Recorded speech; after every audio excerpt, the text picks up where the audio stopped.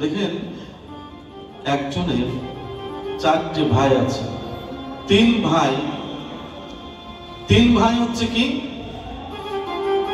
ব্যবসা বাণিজ্য করে, ভালো সংসার চলে। কিন্তু ছোট ভাইটা হচ্ছে চুরি করে। ছোট ভাইটা চুরি করে। তখন ওই এলাকাতে একজন সদ্গুরু এসেছে। তো সদ্গুরু আসলে দলে দলে সবাই গিয়ে মন্ত্র নিচ্ছে। এখন ওই 3 ভাই ওই ছোট ভাইকে বলছে, দেখো ভাই, আমরা তো 3-4 ভাই, তা আমরা সবাই গুরু দীক্ষিত হয়ে আমরা পুত পবিত্র হয়ে যাব। তো তুই চল গুরুদেবের কাছে একটু মন্ত্র নিতে। তো বললো, ওই চোর ভাইটা বললো, দেখো আমি মন্ত্র নিতে পারি, কিন্তু আমি কিন্তু চুরি করা বন্ধ করতে পারবো না। মন্ত্র নিতে পারি, কিন্তু তোমার গুরুদেব বলবে যে চুরি করা বন্ধ করো, আমি কিন্তু তা পারবো না।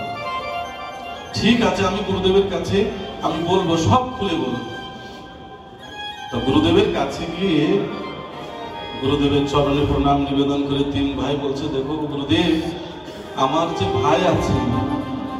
যে একটা ভাই আছে, ছোট্ট ভাই, সে কোনোদিনও গুরু মন্ত্র নেবে না। হ্যাঁ, বলেছে আমি চুরি করি, আমার চুরি করা যদি বন্ধ হয় আমি এই জন্য মন্ত্র নিয়ে নেব না। এখন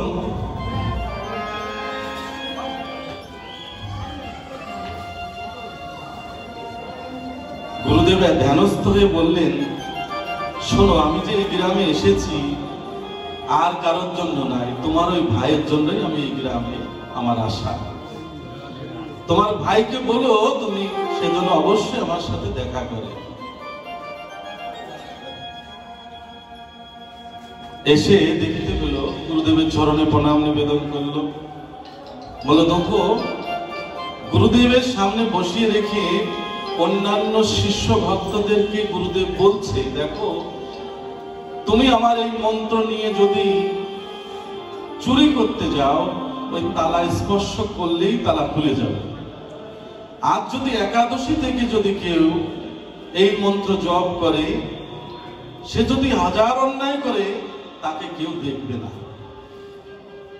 এখন ওই চোরটা পাশে বসে মনে মনে চিন্তা করছে, গুরুদেব,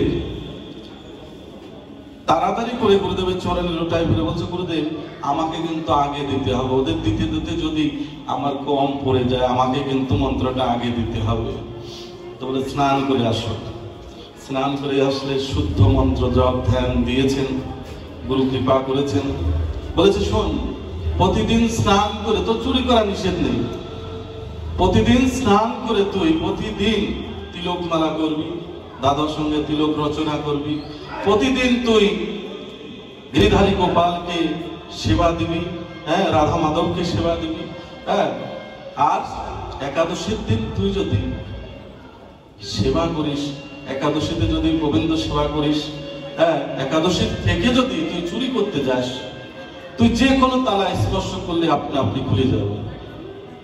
বিশ্বাস মিলাই বস্তু তোয়ারকে বহুদূর। আমরা মন্ত্র নেই ঠিকই, গুরু আশ্রিত হই ঠিকই, আমি সারা পৃথিবী ঘোরাম অধম, অনেক অনেক জায়গায় যাই, বলে কি বাবা, কি যে মন্ত্র নিয়েছি মনে নেই, তোমার গুরুদেবের নাম কি, কি যে নাম সেটাও ভুলে গিয়েছে।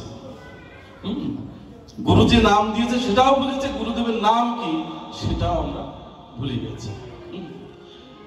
এখন ওই চোরটা, তার বিশ্বাস, এই বিশ্বাসের জোরে প্রতিদিন সকালে ঘুম থেকে উঠে 16 মালা জপ করে, রাধা গোবিন্দের বাল্য ভোগ দেয়, সেবা দেয়, আবার তিলক মালা পরে বাজার করতে যায়, আবার রাত্রি হলে চুরি করে। এখন এই চুরি করার পর সকাল হলে বাজারে গিয়ে দেখলে এই স্বর্ণের দোকান আজকে চুরি হয়েছে। সবাই জানে যে তো আন্তর্জাতিক খ্যাতি সম্পন্ন চোর, সবাই জানে, এই চোরকে চেনে।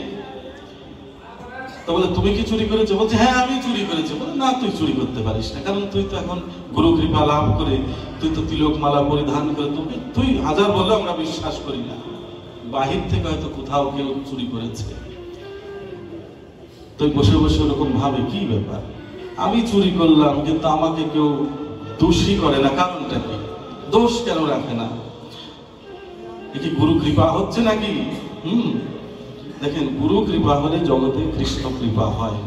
গুরু যদি কৃপা না করে, আপনার মন্ত্র না দিত, আপনার এই শ্মশান তুল্য দেহ ফুলের বাগান করে দিয়েছে কে? পরম গুরুদেব কৃপা করে আপনার এই শ্মশান তুল্য দেহ ফুলের বাগান করে দিয়েছে। গুরু ঋণ কেউ কেউ শোধ করতে পারে গো? পারে না, কেউ কোনোদিন শোধ করতে পারে না। এখন একাদশী থেকে ওরকম চুরি করে, কোন তালা যদি স্পর্শ করে আপনা আপনি খুলে যায়। এইভাবে বেশ কিছুদিন চলছে। মনে করেন এই এলাকায় কোনো বাড়িতে চুরি করা তার মানে সব বাড়িতে সে চুরি করেছে, কোনো বাড়ি বাদ নেই। মনে করলো যে আজকে চুরি করতে যাব, হচ্ছে একটু দূরে, দেখা যাচ্ছে 10 কিলোমিটার দূরে একটা গ্রাম, ওখানে চুরি করতে যাব। দুপুর বেলা খেয়ে, তখনকার দিনে হাঁটা পথ, ঘোড়ার গাড়ি গরুর গাড়ি তখনকার দিনে ছিল। তো হাঁটতে হাঁটতে হাঁটতে হাঁটতে ও চোর বলে কোনো গাড়িতে উঠায় না, কারণ টাকা পয়সা তো দেয় না, ওকে কোনো গাড়িতে উঠায় না। হেঁটে হেঁটে হেঁটে হেঁটে যেতে যেতে যে বাড়িতে চুরি করবে সেই বাড়িতে পৌঁছাতে রাত্রি 3টে বেজে গেছে। এত দূরের রাস্তা। দেখুন, আগেকার দিনে মানুষের মাটির ঘর ছিল, আপনারা নিশ্চয়ই জানেন, মাটির ঘর ছিল, মাটির দেওয়াল, মাটির ঘর। হ্যাঁ, তো এই শাপল দিয়ে সুন্দর করে শীত কাটতে কাটতে এমন জায়গায় গিয়ে উঠেছে ঘরের মধ্যে, উঠেই দেখতে পেল ঠাকুরের সিংহাসন। আমার রাধা মাধব গোপালকে শয়ন করে রেখেছে। গৃহস্থ ভক্ত তো, মঙ্গল আরতি করবে বলে পঞ্চপ্রদীপ সাজানো আছে, আবার ধূপ দ্বীপ সব রেডি করা আছে, যে ভোর রাত্রিতে ঠাকুরের মঙ্গল আরতি করে। ওখানে কি উঠে গৃহস্থ ভক্ত তো, ধুতি আছে, তার জপের মালা আছে। তো চোরটা ভাবলো, হাই রে, আজকে তো গুরুকর্ম করি নাই। গুরুদেব বলেছিলেন যে সকাল সন্ধ্যা তুই চুরি করিস, অসুবিধা নেই, কিন্তু সকাল সন্ধ্যা এই গুরু মন্ত্র না করে তুই কখনো চুরি করবি না। এখন যেহেতু দুপুর বেলা বেরিয়েছে ঘর থেকে, যেতে যেতে রাত্রি 3টে, শীত কাটতে কাটতে প্রায় 3:30 4টে বেজে গেছে। দেখলো যে ধুতি আছে, জপের মালা আছে, ওই ধুতি প্যান্ট শার্ট খুলে রেখে ধুতি জপের মালা দাদর সঙ্গে তিলক রচনা করে, যেহেতু গৃহস্থ ভক্ত তাদের বাড়িতে সব আছে ঠাকুর সেবার, ওইটা পরিধান করে সুন্দর করে আসনে বসে রাধা গোবিন্দ গোপাল বিগ্রহ যে শয়ন করা ছিল ওটা উঠিয়ে ওনাদেরকে ধূপ দ্বীপ জ্বালিয়ে, হ্যাঁ, সুন্দর করে দেখলো কৌটার মধ্যে কিছু মিষ্টি আছে, হ্যাঁ, জলও আনা আছে, সব দিয়ে ঠাকুরের সেবা দিয়ে কি করছে? আরতি করছে। হ্যাঁ, গোবিন্দকে আরতি করছে। গুরুদেব বলেছে সকাল সন্ধ্যা গুরু মন্ত্র না করে কখনো তুই চুরি করবি না। যেহেতু দুপুর বেলা চুরি করতে গিয়েছে, সন্ধ্যার কাজটা তো হয়নি, হয়েছে কি বলুন? এই জন্য ওই সন্ধ্যার কাজটা ভোর রাত্রিতে ওই যখন আরতি করছে, আরতি করার পর ওই গৃহস্থ পাশের ঘর থেকে এসে দেখতে পেল অযাচিত ভাবে একজন মহাবৈষ্ণব আমার ঘরে এসে উপস্থিত হয়েছে, দাদার সঙ্গে তিলক পরা, হ্যাঁ, মালা তিলক পরা, সুন্দর করে আমার গোপালকে আরতি করছে। স্বামী স্ত্রী দুজনে ষষ্ঠাঙ্গে প্রণাম নিবেদন করছে। হ্যাঁ, তো প্রণাম নিবেদন করার সময় দেখতে পেল যে ওই শীত কেটে যে গর্তটা ওইদিকে নজর পড়েছে। তখন বলছে স্বামী স্ত্রী, হে সাধুগুরু বৈষ্ণব, আপনি কত কষ্ট করে আমার ঘরে এসেছেন, আপনি যদি বলতেন আমি তো দরজা খুলে দিতাম। আমার ঘরে যে আপনি রাধা মাধবকে আরতি করছেন, আমার ঘরে যে গোপালের আরতি করছেন, আমি তো ধন্যাতি ধন্য হয়ে গেছি যে অযাচিত ভাবে আপনি যে কৃপা করেছেন। এই সারা শব্দ পেয়ে আরতি বন্ধ করে ওই জপের মালা নিয়ে জপ করেছিল। গুরুদেব বলেছে যদি বেশি বিপদে করিস মালা ছাড়বি না, হ্যাঁ, জব তুই সারবি না কখনো, যদি বেশি বিপদে পড়িস। ওই গৃহস্থর মালাটা ছিল ভাগবতের পাশে, তাড়াতাড়ি নিয়ে ওই বসে বসে, হে গুরুদেব তুমি রক্ষা করো, হে কৃষ্ণ তুমি রক্ষা করো, হে রাধারানী তুমি আমাকে কৃপা করো। হ্যাঁ, এরকম জপ করছে। কি করতে আসলাম, কি হয়ে গেল। হ্যাঁ, এখন এই উলুধ্বনি হরিধ্বনি শুনে পাশের বাড়ির ভক্তরা মনে করলে এত ভোর রাত্রিতে এই বাড়িতে কি হচ্ছে, গিয়ে একটু দেখে আসি। দলে দলে এসে তারাও সে সাধুগুরু বৈষ্ণবকে দেখে উলুধ্বনি হরিধ্বনি করতে লাগলো সবাই মিলে।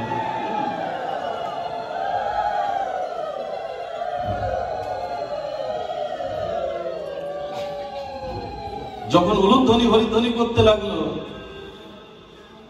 আশেপাশে যত পাড়া প্রতিবেশী ছিল সবাই ভাবলো এত রাত্রিতে ওদের বাড়িতে কি হচ্ছে, চলো তো আমরা দেখে আসি। সবাই যখন এসে দেখলো একজন সাধুগুরু বৈষ্ণব বসে বসে কৃষ্ণ নাম করছে, হ্যাঁ, সবাই করজোরে প্রার্থনা করলো, হে সাধুগুরু বৈষ্ণব, শুধু এই বাড়িতে কৃপা করলে হবে না, চরণ ধুলি দিলে হবে না, আমাদের প্রত্যেক বাড়িতে আপনার চরণ ধুলি দিতে হবে। হ্যাঁ, ভক্ত উপাখ্যান কেন আলোচনা করা হয়? আমাদের মধ্যে চৈতন্য জাগানোর জন্য, যে ভক্ত চুরি করেও যদি গোবিন্দ লাভ করতে পারে, হ্যাঁ, সে যেভাবে গোবিন্দ কৃপা লাভ করলো, আমি যদি সেরকম করে কাজ করে ভক্তি করে সেবা করে আমি যদি গোবিন্দ লাভ করতে পারি, এরকম ভক্ত সঙ্গে মহিমা আমরা সাধন করি, সবাই আলোচনা করি। তো দেখুন, ওই চোরটা মনে মনে চিন্তা করলো, যা ঘরের থেকে বের হয়ে ওই দল বলের মধ্য থেকে যে কোনো ভাবে একদিকে আমি পালিয়ে যাব। এখন প্রত্যেক বাড়ি যাচ্ছে, যত সদস্য আছে ভক্তবৃন্দ সবাই জেগে উঠে ওই দলে যোগ দিচ্ছে, হরিনামের দলে যোগ দিচ্ছে। আর ওই চোরটা বারে বারে একটু সাইড করে লোকের আড়াল হতে চাইছে, কিন্তু সব ভক্তরা হাতে হাত ধরাধরি করে গোল হয়ে কীর্তন করছে, হরিনাম করছে, বলছে দেখো সাধু বাবা কৃপা করে মাঝখানে আসুন, আপনি সাইডে হচ্ছেন কেন? হ্যাঁ, এইরকম প্রত্যেক পাড়ায় পাড়ায় কীর্তনাম করতে, কৃষ্ণ নাম করতে করতে দেখেন ভোর হয়ে গেল। সবাই মনে করলো যে আমাদের গ্রামে তো কোনোদিন সাধুগুরু বৈষ্ণবের আগমন ঘটেনি। দেখুন, সাধুগুরু বৈষ্ণব যদি আপনার গৃহে কোনোদিন না আসে, আপনার গৃহ সেটা গৃহ হয় না, হ্যাঁ, পবিত্র হয় না। কারণ দেখেন, আপনি যতই কৃষ্ণ ভক্ত হন না কেন, রুহিদাসের নাম শুনেছেন? রুহিদাস বৃদ্ধকালে গোবিন্দের কাছে প্রার্থনা করতো, জুতো সেলাই করতো বসে বসে, আর ভাবতো, হে গোবিন্দ, আমার এর থেকে নিকৃষ্ট জন্ম দিও পরবর্তীতে, তাতে আমার দুঃখ নাই, কিন্তু আমার মনে একটা বড় বাসনা রয়ে গেল প্রভু। সেই বাসনাটা কি? আমি মুছি বলে আমার গৃহে কোনো সাধুগুরু বৈষ্ণব আগমন ঘটেনি, আমার ঘরে কোনো সাধুগুরু বৈষ্ণবের চরণ ধুলি পড়েনি। শাস্ত্র বলে, মুচি হয়েও শুচি হয় যদি কৃষ্ণ ভজে, আর শুচি হয়েও মুচি হয় যদি কৃষ্ণ ত্যাজে। হ্যাঁ, আপনার যে কুলেই জন্ম হোক না কেন, আপনি যদি গোবিন্দ ভক্ত হন, গোবিন্দের সাথে সম্বন্ধ স্থাপন করতে পারেন, আপনি ধন্যাতি ধন্য হয়ে গেলেন। রুহিদাসের মনোবাসনা কিন্তু ভগবান অন্তর্যামী তিনি পূরণ করেছিলেন অর্জুনকে পাঠিয়ে। অর্জুন যখন কুরুক্ষেত্র যুদ্ধের পর সুখ পাচ্ছিল না, অন্তরে সুখ আসছিল না, ভগবানকে বলল, প্রভু আমি তো সুখ পাচ্ছি না, কিন্তু কি করলে সুখ পাবো? বলেছিল, বৈষ্ণব সেবার আয়োজন করো, ভক্তদের সেবার আয়োজন করো। বৈষ্ণব কে? বৈষ্ণব হচ্ছে রুহিদাস। তুমি গিয়ে ওর বাড়িতে গিয়ে নিমন্ত্রণ করে ওকে নিয়ে আসো। দেখেন, অর্জুন যখন রুহিদাসের বাড়িতে উপস্থিত হলেন, রুহিদাস কি করলেন? ভগবানের কাছের মানুষকে পেয়ে একটা চামড়ার বাটিতে তেল দিয়েছিল, যে হে অর্জুন, তুমি একটু স্নান করে আসো, আমি তোমার জন্য একটু প্রসাদ দেবো, হ্যাঁ, তুমি সেবা করতে হবে তোমাকে। অর্জুন মনে করলো, আমি রাজ পরিবারের সন্তান, আমি চামড়ার বাটিতে একটু তেল, এটা আমি অঙ্গে মাখবো কি করে? তবুও ভগবানের আদেশ অনুসারে সে কিন্তু অঙ্গে মেখেছিল। যখন ডুব দিয়েছিল গঙ্গায়, রহিদাসের ঘাটে যখন ডুব দিয়েছিল, দেখতে পেয়েছিল মকরবাহী মা গঙ্গাকে। মা গঙ্গা বলল, দেখো অর্জুন, আমি একাই নই, আর একবার ডুব দিয়ে দেখো। আর একবার ডুব দিয়ে দেখলেন শিব শম্ভু আর মা জগৎজননী বসে আছেন। আর কৈলাসপতি শিব শম্ভু বললেন, আমরাই না শুধু, হে অর্জুন আর একবার ডুব দাও। আর একবার ডুব দিয়ে দেখলেন ওই রহিদাসের ওই চামড়া ভেজানো জলের মধ্যে রাধা কৃষ্ণ যুগল হয়ে দাঁড়িয়ে আছে।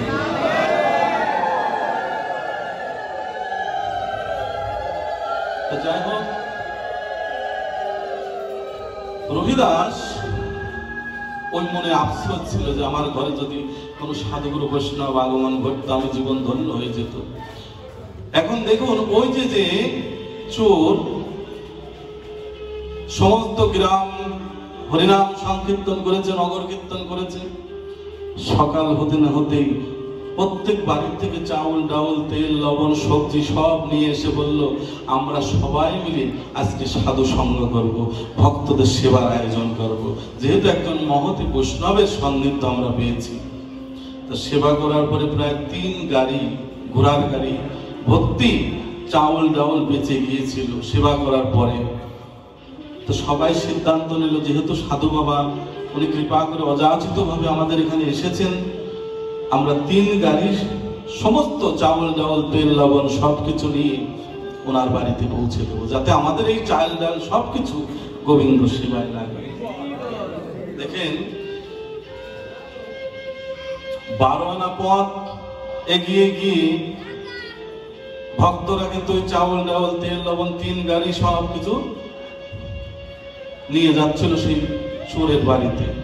চোর ভাবলো, আমি যে চোর, এরা যদি জানতে পারে, তাহলে আমাদের গ্রামে গিয়ে যদি জানতে পারে যে আমি চোর, তাহলে কিন্তু আমার এইগুলো তো নেবেই নেবে, আরো আমাকে, আমার কপালে কষ্ট আছে, তাই তো। তো সবাইকে বললো, দেখুন আমি যেতে পারবো, এই চাউল ডাউল যা আছে আমাকে দিয়ে দিন, আমি একাই যেতে পারবো। ঠিক আছে।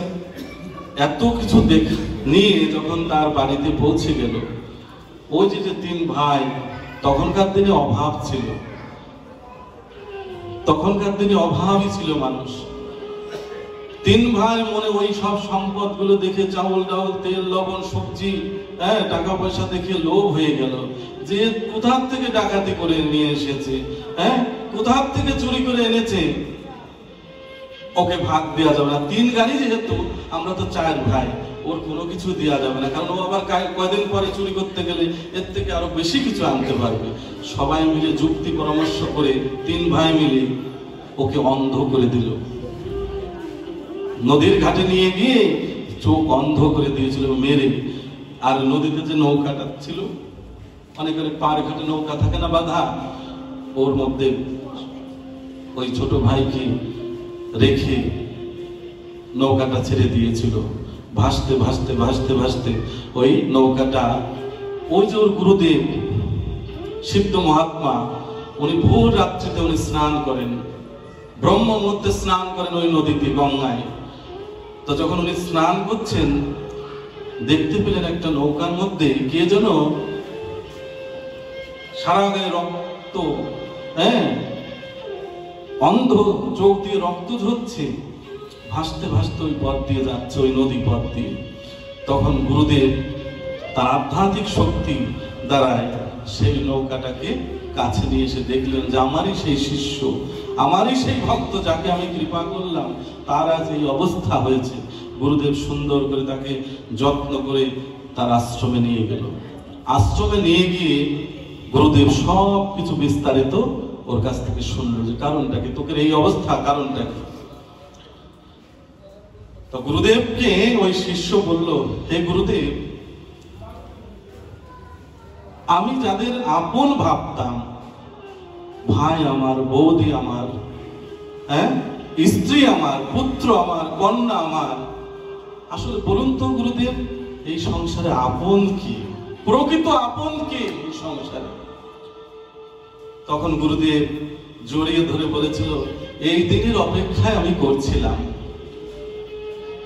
তুই যে সংসার মায়ায় আবদ্ধ হয়ে রয়েছিস, আমার পুত্র, আমার কন্যা, আমার স্ত্রী, আমার সন্তান, এই জন্য এই দিনের প্রতীক্ষায় করছিলাম। তাই এই জগতে আপন হলো আমার অনাদিরাদি গোবিন্দ শ্যাম সুন্দর। হে গুরুদেব, সেই আপন জনাকে পাবো কি করে? সেই আপন জনাকে আমি কি করলে সেই আপন জনার সন্ধান পাবো? তা গুরুদেব কি করলেন? মালা তিলক পরিয়ে, যেহেতু অন্ধ, আমরাও কিন্তু জন্ম অন্ধ, যে চোখে কৃষ্ণ দেখে না। হ্যাঁ, হয়তো দুদিনের পোশাক ভোজি হয়ে আমরা, নিরামিষ ভোজি হয়ে আমরা মনে করছি, বিশেষ করে আমি মনে করছি, আপনারা অনেক শুদ্ধ বৈষ্ণব, যে আমি কি হলাম, আমি পরম বৈষ্ণব, আমি পরম ভক্ত। হ্যাঁ, কিন্তু দেখেন এই অহংকার নিয়ে ভজন করছি, এই জন্য কৃপা হচ্ছে না। আমি কিছুই না, আমি ভজন সাধন জানি না প্রভু, তোমার কোনো কিছুই আমি জানি না। এই আমার মতো হতভাগা, আমার মতো পাপী এই জগতে নেই, এটি ভজন। দেখেন সংসারী মানুষ সারাদিন কর্মব্যস্ততার মধ্যে থেকে গোবিন্দকে ভজন সাধন করতে পারে না। দিনান্তে কাজকর্ম থেকে ফিরে এসে ঠাকুর ঘরে গিয়ে যখন রাত্রিতে বসে, দুফোঁটা নয়নের জল ফেলে দিয়ে বলে, হে গোবিন্দ, কতজন তোমাকে কত ভালোবাসে, কত কিছু দিয়ে তোমাকে ভালোবাসে, আমি তো তোমার নাম জপ করতে পারি না, আমি তো তোমাকে ভালোবাসতে পারি না প্রভু, আমি তো কি দিয়ে তোমাকে ভজন করব? এই যে অনুশোচনা, গোবিন্দের প্রতি ব্যথা, বিরহ, এইটাই হচ্ছে ভজন। হ্যাঁ, দেখেন যে চোখে কৃষ্ণ দেখে না সে চোখ অন্ধ। হ্যাঁ, তো ভক্তকে গুরুদেব নিজ হাতে দাদার সঙ্গে তিলক পরিয়ে, মালা পরিয়ে একটা জপের মালা দিয়েছে, বলেছে এই মন্ত্র আমি তোকে ওই নৌকাতেই ভাসিয়ে দেব, তুই গিয়ে পৌঁছে যাবি শ্রীধাম বৃন্দাবনে, যেখানে পৌঁছালে জীবের সকল দুঃখ নাশ হয়, জীবের আসা যাওয়া বন্ধ হয় ভবে, যাকে পেলে জগতে আর কারো দুঃখ থাকে না, সে হচ্ছে অনাদিরাদি গোবিন্দ শ্যাম সুন্দর। আমি আশীর্বাদ করছি, তুই গিয়ে শত কষ্টের মধ্যে থাকলেও এই নাম তুই ছাড়বি না, আমার আশীর্বাদ রইল।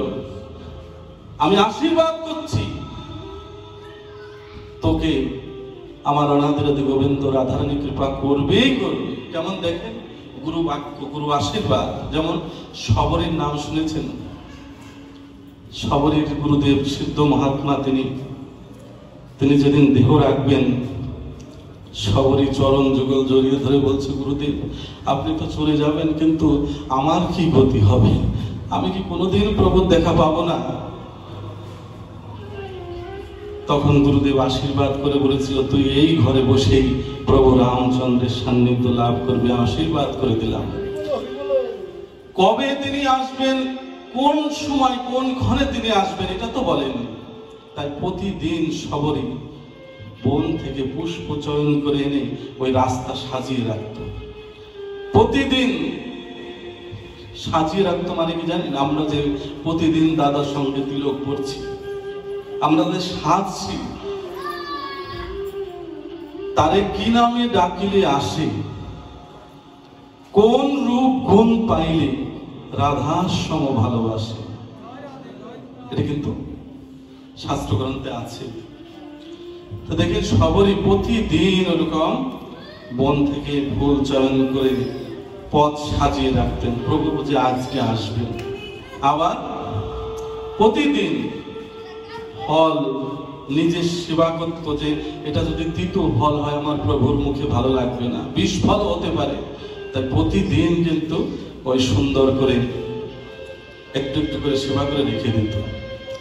যখন বৃদ্ধকাল, সবরের বার্ধক্য জীবন, চোখে কম দেখে, চলতে পারে না, কানে কম শোনে, সেই সময় আমার প্রভু রামচন্দ্র এসে সবরীকে ডেকে ডেকে বলছে, ও সবরী মা, আমি তো এসেছি, কে তুমি এসেছো?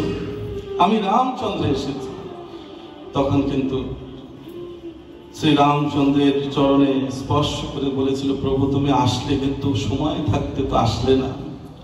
আমার যখন শক্তি সামর্থ্য ছিল আমি তোমার সেবা করতে পারতাম, সেদিন তো তুমি আসলে না প্রভু। এখন আমি কি দিয়ে তোমাকে সেবা করব? এটাকে ভক্তি বলে। কি করলো? পচা ফল, নষ্ট ফল, সেটা কিন্তু প্রভু রামচন্দ্রের মুখে তুলে দিয়েছিল। প্রভু রামচন্দ্র অমৃত ফল মনে করে সেবা করেছে। অমৃত প্রেম ভক্তিরূপ যে যাই কিছু দিক না কেন, সেটা অমৃত হয়ে যায়। দেখুন, গুরুর আশীর্বাদ এমন জিনিস। গুরুদেব আশীর্বাদ করলেন, যা তুই বৃন্দাবনে চলে যা। বৃন্দাবনে গিয়ে অহর্নিশি প্রভুকে স্মরণ করবি, দেখবি প্রভু অবশ্যই তোর কৃপা করবে। তাই শাস্ত্রে বলছে কি,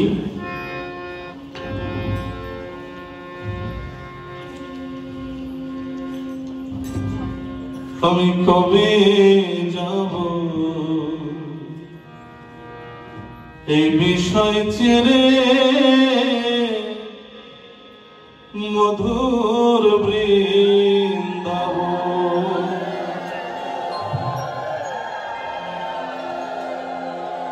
কৃষ্ণ নামে কাঁদবে কবে আমার পোড়া মন।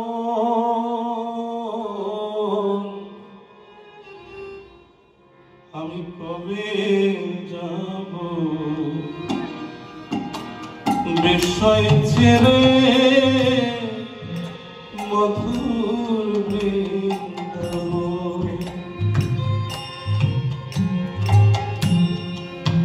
কৃষ্ণ নামে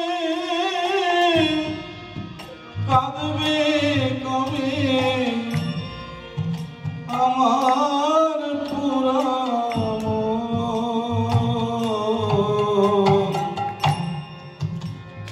কবে যাব বিষয় ছেড়ে, মধুর বৃন্দাবন।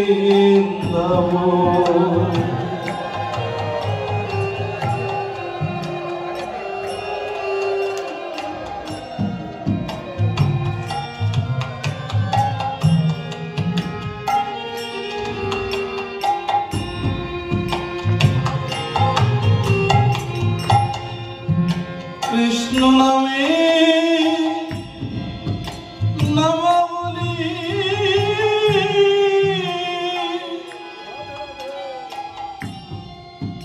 পূর্ব কবি গায়।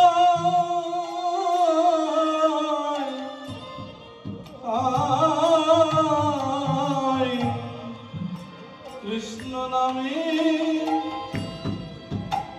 নামাবলী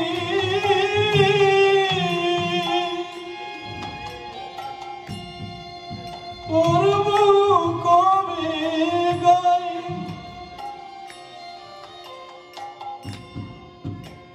কবে আমি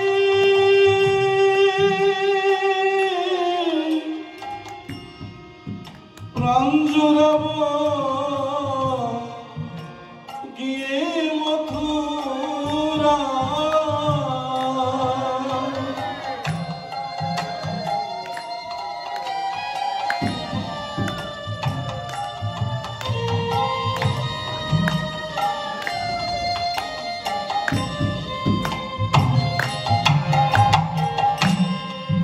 কৃষ্ণ নামটি পারের সম্বল পাব কবে দর্শন।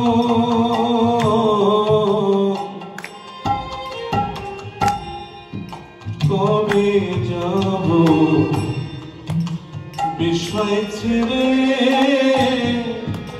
মধুর বৃন্দাবন।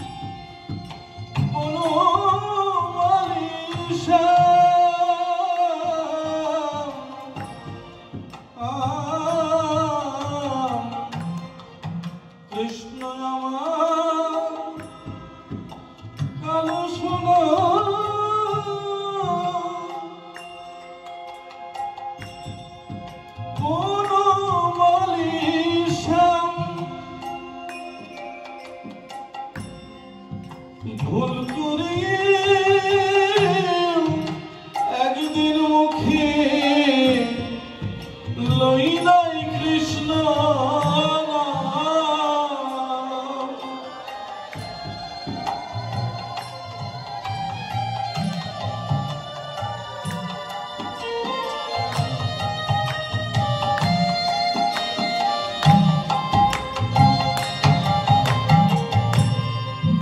ভুল করে একদিন মুখে লই নাই কৃষ্ণ নাম। কৃষ্ণ নামটি পারের সম্বল পাব কবি দর্শন।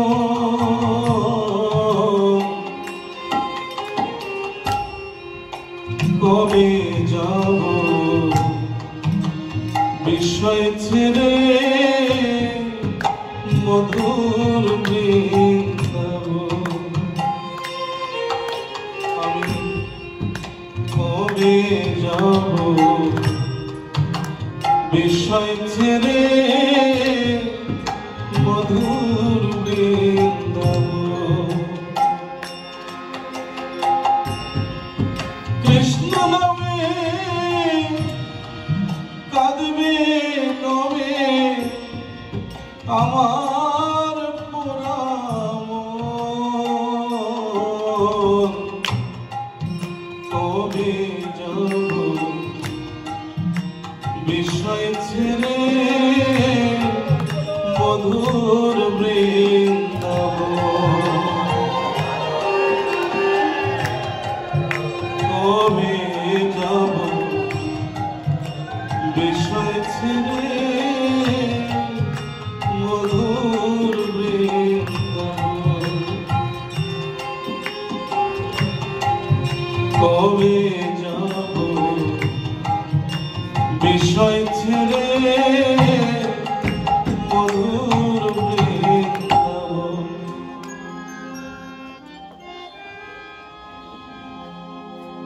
ওই ভক্ত গুরুর আশীর্বাদ নিয়ে গিয়েছিল বৃন্দাবনে। দেখবেন বৃন্দাবনে গেলে, আপনারা যদি বৃন্দাবন গিয়ে থাকেন, ব্রজধামে যদি একবার গিয়ে থাকেন, কেউ কিন্তু অভুক্ত থাকেন না রাধারানীর আশীর্বাদে। সবাই কিন্তু প্রসাদ পায়, উপবাস যায় না রাধারানীর আশীর্বাদ। এই যে যারা আমার সামনে যারা পরম ভক্ত বৈষ্ণবগণ আছেন, ললাটে পড়েছেন রজ, মানে রাধারানীর চরণের দাস স্বীকার করা। হে প্রভু, হে রাধারানী, তোমার দাসান দাস যেন হতে পারে। দেখবেন ওই ব্রজধামের প্রত্যেকটা ধূলিকণায় কৃষ্ণ বলে। হ্যাঁ, প্রত্যেক ধূলিকণায় কিন্তু কৃষ্ণ নাম হচ্ছে।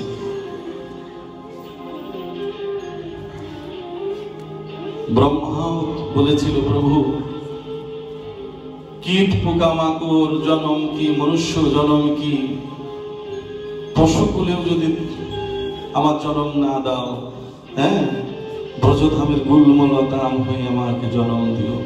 যেন বৃন্দাবনের ব্রজধামে যে গুল্মলতা হয়ে আমি যে জন্ম নেব, যত ভক্তবৃন্দ রাধে রাধে বলতে বলতে ব্রজধামের পথে পথে যেতে হবে, সেই ব্রজধামের সমস্ত ভক্তদের চরণ ধরে আমি অঙ্গে মাখব। দেখেন, অনেক অনেক আপনারা যারা গিয়েছেন ব্রজধামে, আমি তো অধম নারাধম পামর। দেখেন, গাভীগুলো সারাদিন রাস্তার পাশ দিয়ে পড়ে থাকে। আমি এক বাবাকে জিজ্ঞেস করেছিলাম, এক বাবাজিকে, আচ্ছা বাবা, এই যে ব্রজধামে এদের গলায় দড়ি নেই এবং এদের কি কোনো মালিক নেই, এরা রাস্তার পাশ দিয়ে সারাদিন বসে থাকে? তখন ওই বাবা বলেছিলেন যে সারাদিন বসে থাকে কেন জানো? এই ব্রজধামে সারাদিন ওরা বসে থাকে কেন? যত ভক্তবৃন্দ কৃষ্ণ নাম করতে করতে ব্রজের পথে পথে সবাই যেতে থাকে তো সমস্ত ভক্তদের চরণধুলি, সমস্ত ভক্তদের চরণধুলি যেন উড়িয়ে গিয়ে ওদের অঙ্গে যদি পড়ে। শাস্ত্রে বলে কি, আমার হতে আমার নাম বড়, নাম হতে আমার ভক্ত বড়, ভক্ত হতে ভক্তের চরণধুলি হচ্ছে আরো বড়। এই জন্য ওই গাভীগুলোতে ওই বাবা বলেছিল সারাদিন প্রতীক্ষা করে এই ব্রজের পথ দিয়ে কত সাধুগুরু বৈষ্ণব, কত সাধুগুরু বৈষ্ণব এই পথ দিয়ে যাবেন, ওনাদের চরণ ধুলি যেন আমাদের অঙ্গে লাগে। আমি তারপরেও জিজ্ঞেস করেছিলাম এরা যে রাত্রিতেও এরকম শুয়ে থাকে কেন, রাত্রিতেও ওদের কি মালিক নেই, ঘর নেই, রাত্রিতেও এরকম পড়ে থাকে কেন? তো ওই বাবাজি বলেছিলেন সারাদিন ভর ভক্তদের চরণ ধুলি অঙ্গে মাখে, রাত্রিতে প্রতীক্ষা করে চেয়ে থাকে এই পথ দিয়ে কবে আমার ওনাদের কবে তিনি আসবেন, কবে তিনি আসবেন। দেখেন ভগবান শ্রীকৃষ্ণ উদ্ধবকে যখন পাঠিয়েছিলেন ব্রজধামে, উদ্ধব মনে মনে চিন্তা করতেন আমার মতো পরম ভক্তি জগতে কেউ নেই। উদ্ধব ভগবানের প্রসাদী পোশাক গ্রহণ করত, পরিধান করত। উদ্ধব রাস বেশ পরিধান করত। ভগবান শ্রীকৃষ্ণ বললেন যে আমার ব্রজধামে গিয়ে দেখে আসো, আমার ব্রজগোপীগণ, ব্রজাঙ্গনাগণ তারা কেমন আছে, তাদের ভক্তি কি। ভগবান শ্রীকৃষ্ণ মনে করলেন হে উদ্ধব, তুমি মনে মনে চিন্তা করছো তোমার মতো পরম ভক্ত এই জগতে আর কেউ নেই, তুমি ব্রজধামের ব্রজবাসীদের ভক্তি তোমাকে দেখতে হবে। তাই উদ্ধবকে যখন ব্রজধামে পাঠালেন, এসে দেখলেন অনেক অনেক গোমাতাগণ, তাদের মুখের সামনে অনেক ঘাস আছে, শুকিয়ে গেছে। ওই গাভীগুলো কেউ আর ওই ঘাস খায় না, তাদের নয়ন শুধু হা কৃষ্ণ হা কৃষ্ণ, কৃষ্ণ হারানোর বেদনা। শোক শাড়ির মতো সেই ছোট্ট পাখি, তারাও প্রতিজ্ঞাবদ্ধ হয়েছিল যে যতদিন না আমার অনাদিরাদি গোবিন্দ না আসবে আমরা চোখ খুলব না। কি অনুরাগের কথা, কি ভালোবাসার কথা। আবার দেখেন যশোমতী মা, তিনিও কিন্তু নবনীর বাটি হাতে নিয়ে এ ঘর ও ঘর ঘুরছে যে আমার গোপাল তো লুকোচুরি খেলে, আজও বুঝি আমার গোপাল এই ঘরে আছে। এই যে মাধুর্যময় ব্রজধাম,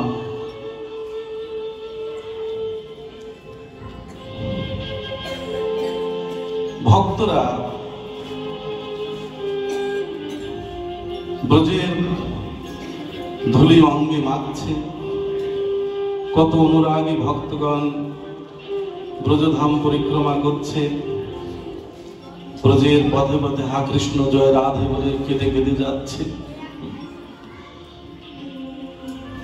দেখুন সেই ব্রজধামে পৌঁছে গেল ওই গুরু ভক্ত, সেই অন্ধ চোরটা। পৌঁছে যাওয়ার পর ওই নৌকাটাকে যমুনার একটা চরে বেঁধেছে, বসে বসে ভাবছে হে গোবিন্দ, হে রাধারানী, এমন সময় তোমার ধামে আসলাম, সেই ব্রজধামেই তুমি আনলে, কিন্তু আমার যখন নয়ন দৃষ্টি শক্তি ছিল, আমি দেখতে পেতাম ব্রজধাম, সেই সময় তো তুমি কৃপা করলে না। হ্যাঁ, তো বসে বসে কাঁদছে যে ব্রজধামে আসলাম, ব্রজধাম কেমন দেখতে, হ্যাঁ আমার ভাগ্যে হলো না। বসে বসে কাঁদছেন আর হরিনাম করেই চলেছেন, হরিনাম করেছে যে অন্ধ তার কাছে দিন রাত সমান, যে অন্ধ তার কাছে হচ্ছে রাত দিন সমান। তা কেঁদে কেঁদে ভগবানকে ডাকছে,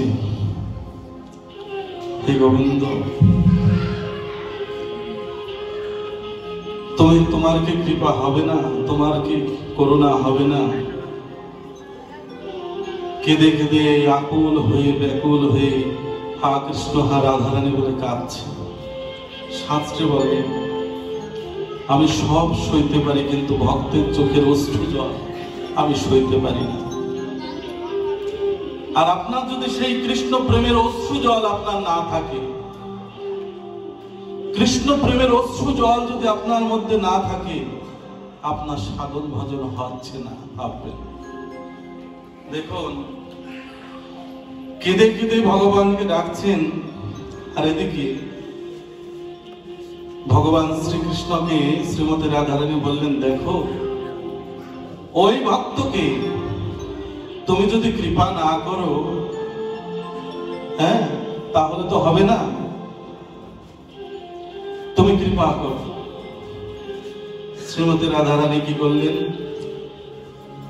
গোবিন্দকে বললেন, প্রভু চল আমরা দুজনে গিয়ে ওই ভক্তকে কৃপা করে আসি। যখন ওই নৌকার উপরে সে শ্রীমতী রাধারানী আর অনাদিরাদি গোবিন্দ যুগল হয়ে দাঁড়ালেন, দাঁড়ানোর পরে ভক্তের অশ্রু জল শ্রীমতী রাধারানী নিজের অঞ্চল দিয়ে মুছিয়ে দিয়েছিল। রাধারানীর শ্রীহস্তের পরশে ওই অন্ধ চোখ দৃষ্টি শক্তি ফিরে পেল।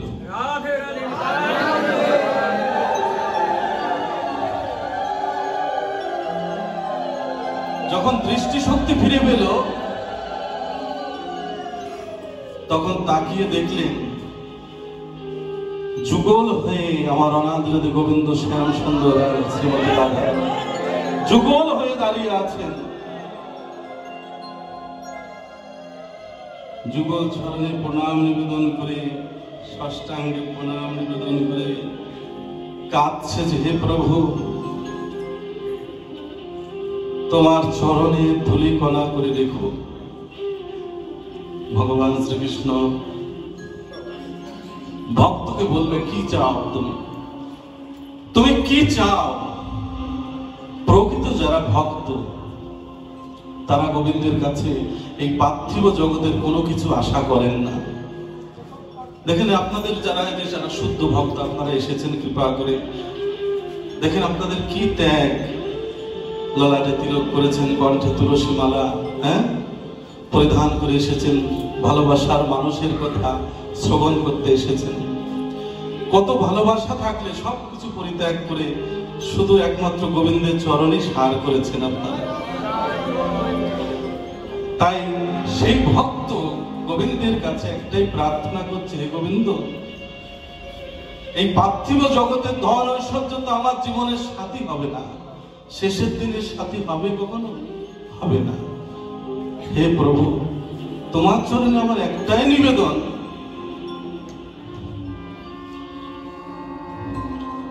তুমি সেদিন আমার বান্ধব হয়ো,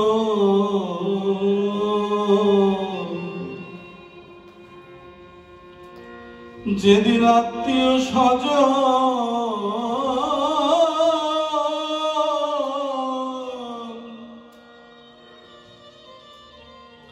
শেষের বিদায় দিবি,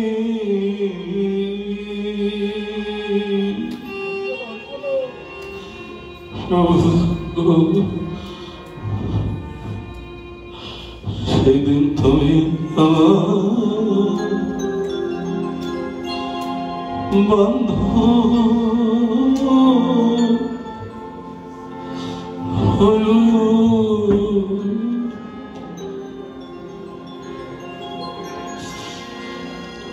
যেদিন আত্মীয় স্বজন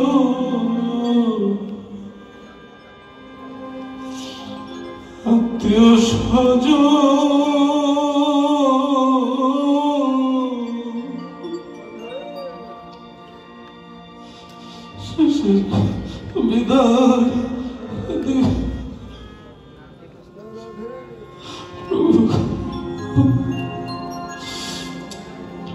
সেদিন তুমি আমার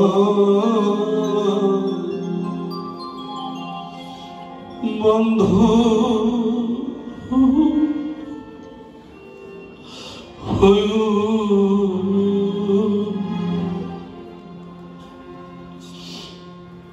আমি কত জন্মে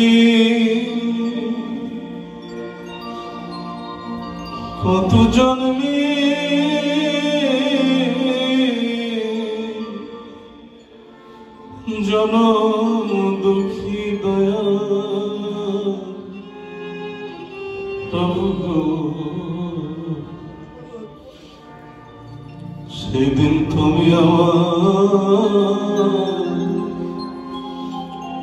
বন্ধু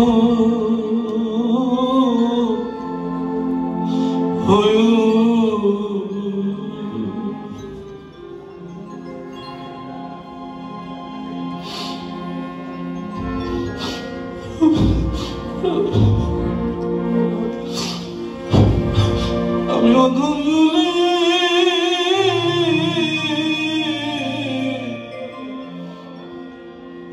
দূরে ফেল না দয়া প্রভু গো, সেদিন তুমি আমার বন্ধু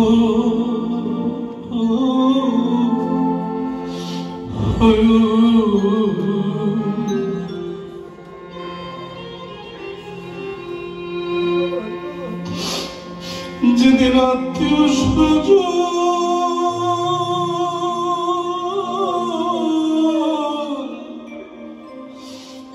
শেষের বিদায় দিবে প্রভু দয়াময়,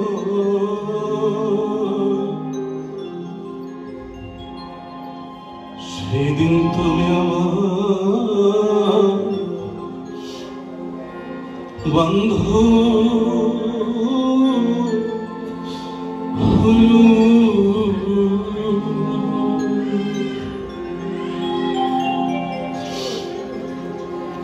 আমি কত জন্মে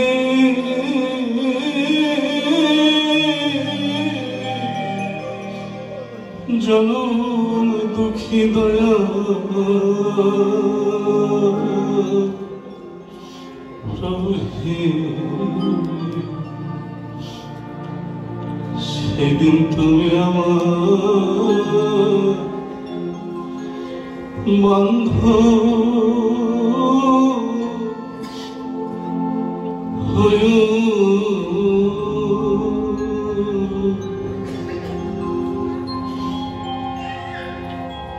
তোমার ওই চরণে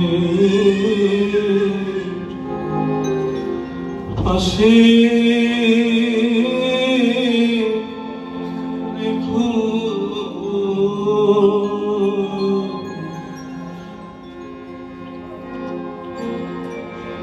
শুধু জন্মে না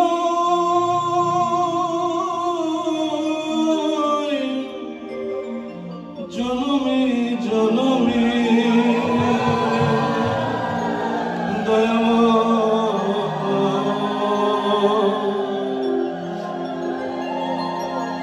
তুমি চরণে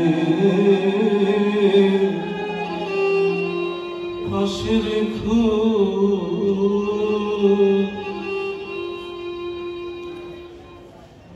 যেদিন প্রাণ পাখি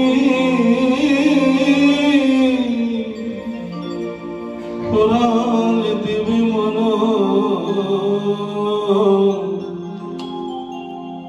প্রভু গো,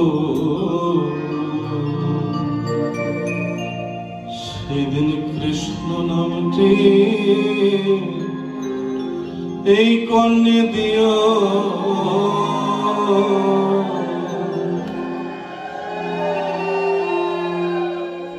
তোমার চরণ ছাড়া করুণাহীন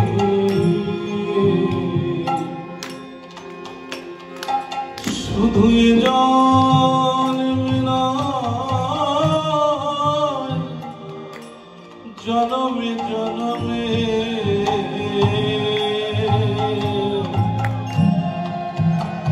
আমি ওই চরণে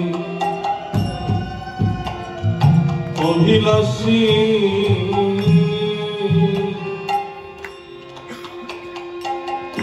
শুধু জনমে না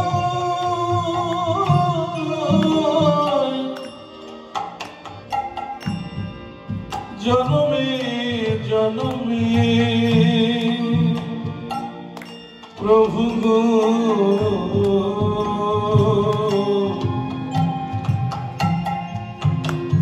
তোমার ওই চরণে অভিলাষী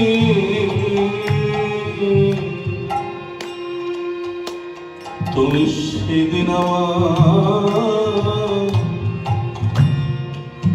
বান্ধব হয়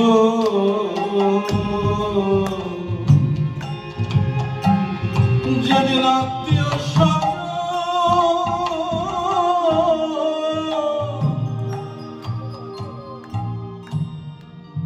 শেষের বিদায় দেবে মন প্রভু তুমি সেদিন আমার বান্ধব হয়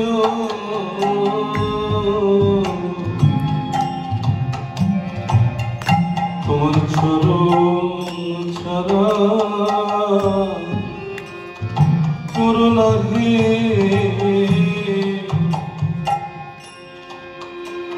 শুধু জন্মে না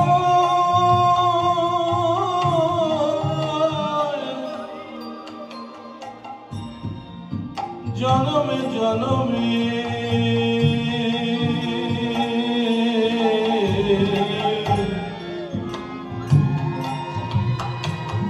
তোমার ওই চরণে অভিলাষী